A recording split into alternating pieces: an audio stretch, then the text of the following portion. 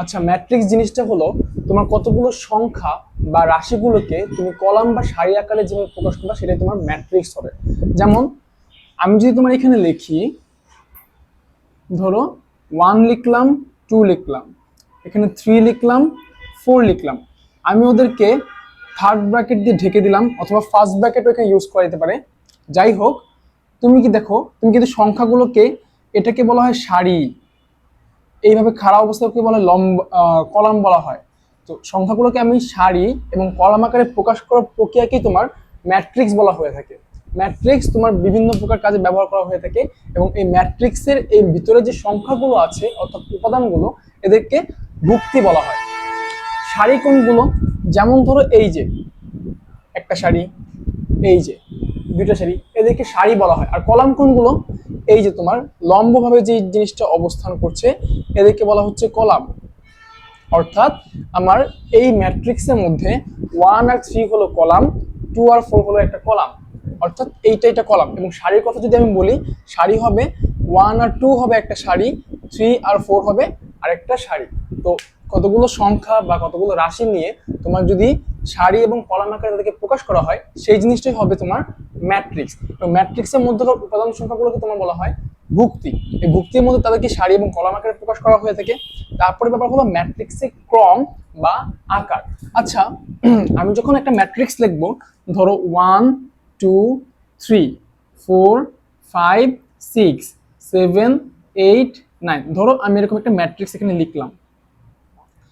এই ম্যাট্রিক্সের ক্রম বা আকারটা তুমি কিভাবে প্রকাশ করবা? যেমন এখানে দেখো সারি কয়টা আছে বলতো? একটা সারি, দুইটা সারি, তিনটা সারি আছে। কলাম কয়টা আছে স্যার? একটা কলাম, দুইটা কলাম, তিনটা কলাম আছে।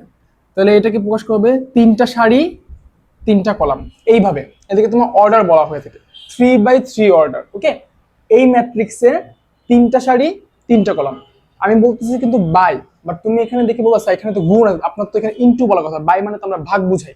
কিন্তু এই ম্যাট্রিক্স করার সময় এই গুণ চিহ্নকে আমরা বাই দ্বারা পড়বো, মানে 3 by 3 ম্যাট্রিক্স। আমি যদি বলা যে এই ম্যাট্রিক্সের ক্রম বা আকারটা কি, তুমি বলবা কি 3 by 3। আমি যদি সেম নেমে আরেকটা লিখি 1 2 1 2, তোমাকে যদি প্রশ্ন করা হয় এই ম্যাট্রিক্সের আকারটা কি, এই ম্যাট্রিক্সের আকার হবে 2 by 2। কেন 2 by 2? সারি আছে একটা, দুইটা, কলাম আছে একটা, দুইটা, তার মানে কি দুইটা সারি দুইটা কলাম, এই জন্য এটাকে প্রকাশ করা হচ্ছে 2 by 2। সবসময় কি স্যার এরকম 3 by 3 2 by 2 হবে না, মাঝে মধ্যে এমন থাকতে পারে 1 2 3 4 5 6। অর্থাৎ এই যে তোমার ম্যাট্রিক্সের মধ্যে এখানে সারি আছে তোমার দুইটা, আর এখানে কলাম আছে কয়টা? একটা কলাম, দুইটা কলাম, তিনটা কলাম। তাহলে এটা দুইটা সারি, তিনটা কলাম। তাহলে এটার ম্যাট্রিক্সের ক্রম বা আকার হবে, অর্ডার হবে তোমার এখানে 2 by 3। আমি আবার বলছি গুণের কারণে এখানে কিন্তু আমি গুণ বলতেছি না, আমি এটাকে বাই বলতেছি। ওকে, নেক্সট ব্যাপার হলো মোট ভুক্তি সংখ্যা। মোট ভুক্তি সংখ্যা মানে কি? একটা ম্যাট্রিক্সের উপাদানগুলোকেই ভুক্তি সংখ্যা বলা হয়ে থাকে। অর্থাৎ আমি যদি এই ম্যাট্রিক্সের ক্ষেত্রে চিন্তা করি, দেখো তো এই ম্যাট্রিক্সের মোট ভুক্তি সংখ্যা কত হবে? এই যে 3 by 3 বলছি না, মানে 3 গুণ 3 হবে 3 তিরিকা 9, মানে এই ম্যাট্রিক্সের মোট ভুক্তি সংখ্যা হবে 9টি।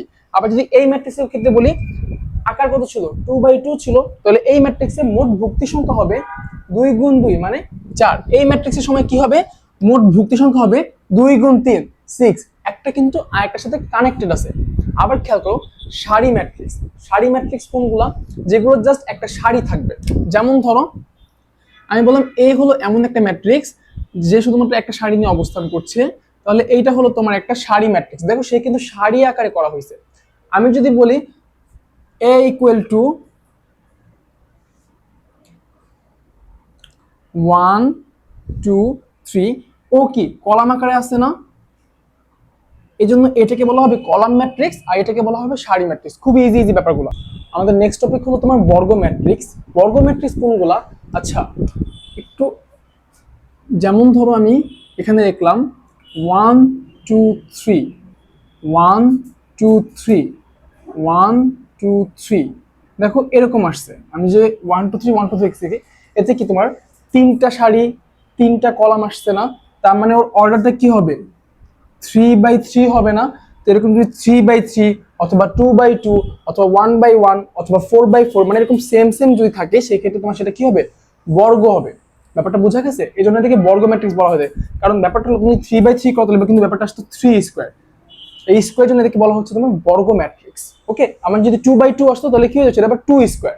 আবার আরেকটা কথা, স্যার এখানে 1 2 3 1 2 3 আপনি যে ব্যাপার রিপিট করছেন, এই জন্য কি আমার বর্গ ম্যাট্রিক্স হয়েছে? না, এখানে ব্যাপারটা হয়েছে আমার যদি এখানে 1 2 আবার এখানে যদি 4 5ও থাকতো, সেই ক্ষেত্রে এটা বর্গ ম্যাট্রিক্স হতো। কেন? কারণ কি, এটা কিন্তু তোমার সেই 2/2 হয়েছে। 2/2 কিভাবে হয়েছে? দুইটা সারি দুইটা কলাম। বুঝা গেছে? তার মানে আমাকে খেয়াল করতে হবে কি তার অর্ডারটা কি আসতেছে, অর্থাৎ তার ক্রম বা আকারটা কি আসতেছে। যখন এরকম সেম সেম ব্যাপারটা আসবে যে একই সারি একই কলাম হচ্ছে, তার মানে এটা একটা বর্গ ম্যাট্রিক্স হয়েছে। নেক্সট টপিক হলো ম্যাট্রিক্সের প্রধান কর্ণ। আচ্ছা, আমি এখান থেকে তোমাকে দেখাতে পারবো প্রধান কর্ণ কোনটা। এই যে দেখো, এইভাবে যখন এই কয়টা সংখ্যাকে তুমি যদি এইভাবে ধরো, তাহলে এইটা হবে তার প্রধান কর্ণ। আমি যদি এটা কেটে চিন্তা করি, এটা কেটে তোমার এটাকে যদি এইভাবে যায়, সেই ক্ষেত্রে এটা হবে কি তার ম্যাট্রিক্সের প্রধান কর্ণ। মানে নর্মালি আমরা চতুর্ভুজে যেভাবে কর্ণ চিন্তা করি না, যে আড়াআড়ি ভাবে, তুমি ম্যাট্রিক্সের ক্ষেত্রে ঠিক এইভাবে চিন্তা করো। এইটাকেই এইভাবে যা গেলেই তোমার প্রধান কর্ণ। তুমি ভাবা যে স্যার এইখান দিয়ে আরেকটা যাবে নাকি? না, এটাকেই তোমার প্রধান কর্ণ ধরা হয়। তারপর টপিক হলো ম্যাট্রিক্সের ট্রেস। আচ্ছা, তুমি যদি প্রধান কর্ণ বুঝো, তাহলে ট্রেসের ব্যাপারটা হবে এই প্রধান কর্ণের যোগফল। আমি কি বললাম? প্রধান কর্ণ বুঝলে ট্রেসটা হবে প্রধান কর্ণের যোগফল। অর্থাৎ আমি যদি এই ম্যাট্রিক্সের ক্ষেত্রে চিন্তা করি, এই ম্যাট্রিক্সের ট্রেস বের করি, তাহলে এই ম্যাট্রিক্সের ট্রেস হবে, দেখো প্রধান কর্ণে কে কে আছে? 1 2 3, 1 2 3 যোগ করলে হবে 2 আর 1 3, 3 আর 3 কত? 6।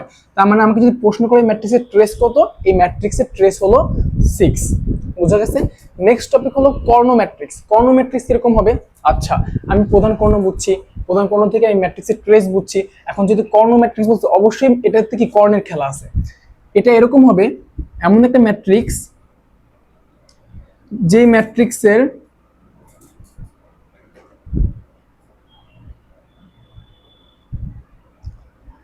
শুধুমাত্র কর্ণ থাকবে, বাকি সবাই শূন্য হবে। কর্ণের মানও শূন্য হইতে পারে, তা কোনো ফ্যাক্ট না। মানে ওর কর্ণের মান শূন্য হোক বা অশূন্য হোক কোনো ফ্যাক্ট না, কিন্তু বাকি মানগুলো শূন্য হইতে হবে। যদি এরকম বাকি মানগুলো শূন্য হয়, সেই ক্ষেত্রে তোমার এটা একটা কর্ণ ম্যাট্রিক্স হবে। আমি আরেকটু ভালো মতো বুঝাই, দেখো এখানে তোমার শুধুমাত্র কর্ণের মান আছে, বাকি কোনো মান নাই কিন্তু। তার মানে এটা একটা কর্ণ ম্যাট্রিক্স। আমি যদি আরেকটা জিনিস দিয়ে দেখাই, যদি স্যার জিরো হইতো সব জায়গাতে, এখানে জিরো, এখানে জিরো, এখানে জিরো, এখানে জিরো, এখানে জিরো, এখানে জিরো, এখানে জিরো, এখানে জিরো, এই ক্ষেত্রে কি কর্ণ ম্যাট্রিক্স হবে? হ্যাঁ, কর্ণ ম্যাট্রিক্স হবে।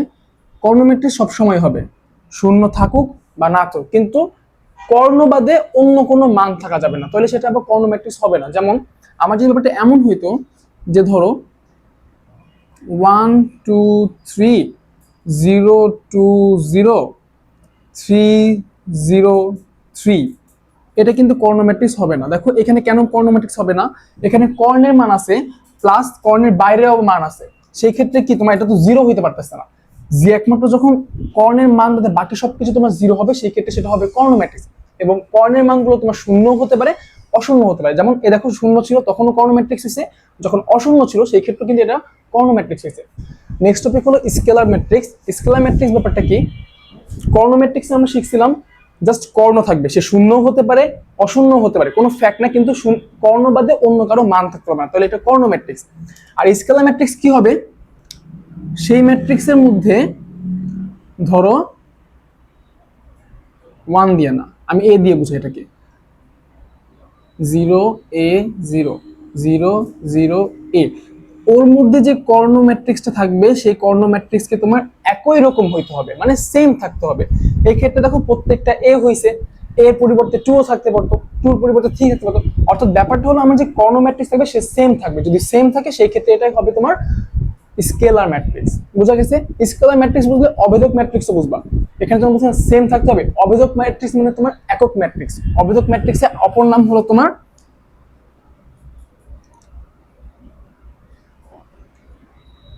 একক ম্যাট্রিক্স। এমন একটা ম্যাট্রিক্স যে ম্যাট্রিক্সের কর্ণ শুধুমাত্র 1 হইতে পারবে, সেটাকে তোমার অভেদক ম্যাট্রিক্স বা একক ম্যাট্রিক্স বলা হয়। অভেদক ম্যাট্রিক্স বা একক ম্যাট্রিক্সকে তোমার আই দিয়ে প্রকাশ করা হয়। আই আই দিয়ে তোমার এটাকে প্রকাশ করা হয়। তো তুমি যদি একটু ভালো মতো খেয়াল করে দেখো, দেখো বর্গ ম্যাট্রিক্সের সাথে আমার এই প্রত্যেকটা ম্যাট্রিক্স কিন্তু কানেক্টেড ছিল। বর্গ ম্যাট্রিক্স কোনটা ছিল, যখন বললাম ওই যে সেম সেম থাকবে, সেম সেম সারি সেম সেম কলাম, অর্থাৎ যদি 3টা সারি 3টা কলাম থাকে, 2টা সারি 2টা কলাম থাকে, সেক্ষেত্রে সেটা বর্গ ম্যাট্রিক্স হবে। ম্যাট্রিক্সের প্রধান কর্ণ কোনটা, এই যে মাঝখান দিয়ে যেটা যাবে সেটা হবে তোমার ম্যাট্রিক্সের প্রধান কর্ণ। ওকে, এটা জাস্ট কর্ণ। তারপরে তোমার ম্যাট্রিক্সের ট্রেস কোনটা, ওই প্রধান কর্ণের যোগফলটাই ছিল ম্যাট্রিক্সের ট্রেস। তারপরে ছিল তোমার কর্ণ ম্যাট্রিক্স কোনটা, কর্ণ ম্যাট্রিক্স হলো শুধুমাত্র কর্ণের মান থাকবে, যে কর্ণের মান শূন্য হইতে পারে, অশূন্য হতে পারে, কিন্তু কর্ণবাদে কোনো মান থাকতে হবে না, কর্ণবাদে সবাই 0 হইতে হবে, তাহলে সেটা কর্ণ ম্যাট্রিক্স হবে। দেন হলো স্কেলার ম্যাট্রিক্স কোনটা, কর্ণ ম্যাট্রিক্সে থাকবে কিন্তু মানগুলো সেম থাকতে হবে, যেমন এখানে তোমার এ আছে এ থাকতে হবে, বি থাকলে বি থাকতে হবে, 2 থাকলে 2, মানে কর্ণ যে থাকবে সেম থাকবে, সেটা স্কেলার ম্যাট্রিক্স। স্কেলার ম্যাট্রিক্স বুঝলে অবেজক ম্যাট্রিক্সও বুঝবা।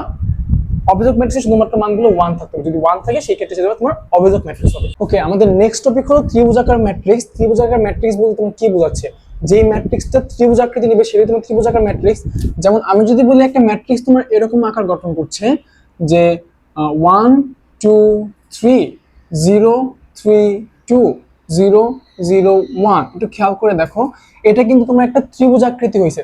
ওর এই ভুক্তিগুলোর মান শূন্য, আর উপরে যে মানগুলো আছে অর্থাৎ ভুক্তিগুলো আছে তারা কিন্তু অনেকটা ত্রিভুজাকৃতি গঠন করে। তার মানে এটা কি হলো, একটা ত্রিভুজাকার ম্যাট্রিক্স হইলো।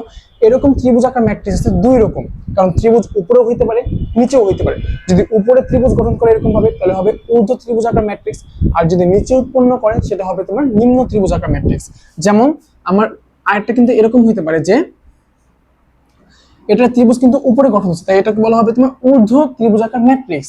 আর যেটা ক্ষেত্রে তোমার নিচে উৎপন্ন হবে, যেমন ধরো 1 0 0 2 3 0 3 4 5, এক্ষেত্রে খেয়াল করো, এক্ষেত্রে তোমার যে ম্যাট্রিক্সটা উৎপন্ন হলো, এই ম্যাট্রিক্সের নিচের ভুক্তিগুলো মান দিয়ে কিন্তু তোমার ত্রিভুজটা নিচে উৎপন্ন হয়েছে, তার মানে এইটা হবে তোমার নিম্ন ত্রিভুজাকার ম্যাট্রিক্স। নেক্সট টপিক হলো শূন্য ম্যাট্রিক্স। শূন্য ম্যাট্রিক্স কি, যেই ম্যাট্রিক্সের মানগুলো শূন্য হয়, সোজা কথা, যেই ম্যাট্রিক্সের মান শূন্য, এখন তোমার 2টা দিয়ে হইতে পারে 3টা দিয়ে হইতে পারে, যেমন ধরো এই যে 2টা দিয়ে আমি করলাম, এটা তোমার শূন্য ম্যাট্রিক্স, 3টা দিয়ে আমি করি, মানে যে ম্যাট্রিক্সের মান শুধুমাত্র শূন্য হবে তাই তোমার শূন্য ম্যাট্রিক্স, সোজা কথায়। নেক্সট টপিক হলো আমার ট্রান্সপোজ ম্যাট্রিক্স। ট্রান্সপোজ ম্যাট্রিক্সের বিষয়টা কি, ট্রান্সপোজ ম্যাট্রিক্স হলো সারি থেকে কলাম, কলাম থেকে সারিতে রূপান্তর, অর্থাৎ ট্রান্সফার করবে ব্যাপারটা। ট্রান্সপোজ ম্যাট্রিক্সে এইভাবে প্রকাশ করা হয়, আমি একটু দেখাচ্ছি। যেমন ধরো ট্রান্সপোজ ম্যাট্রিক্স মনে করো এর মান আছে এরকম 1 2 3 4 5 6, এখানে বলতো এর ক্রমটা কি, এর ক্রম কিন্তু তোমার 3টা সারি 3/2 হবে, 3টা সারি 2টা কলাম, এর ক্রমটা এরকম ছিল। তো এটা ট্রান্সপোজ আকৃতি, অর্থাৎ এরকম হবে। ট্রান্সপোজ করতে গেলে উপরে টি দিতে হয়, অথবা বড় হাতে টি দিতে হয়, অথবা এ প্রাইম দিতে হয়, যাই হোক এই চিহ্নগুলোতে প্রকাশ করা হয়। আমরা যদি ট্রান্সপোজ ম্যাট্রিক্স বের করতে বলে, দেখো ওর সারিগুলো কলামে পরিণত হবে এবং কলামগুলো সারিতে পরিণত হবে, অর্থাৎ ব্যাপারটা হবে এরকম। দেখো ওর সারি এখানে কি ছিল 1 2 ছিল, এটা হবে ওর কলাম 1 2, এখানে সারি কি ছিল 3 4 ছিল, এখানে হয়ে যাবে কলাম 3 4, ওর সারি ছিল 5 6, এখানে হয়ে যাবে কলাম।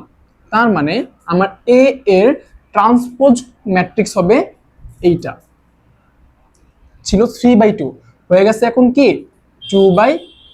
আশা করি তুমি এই ব্যাপারটা বুঝতে পারছো।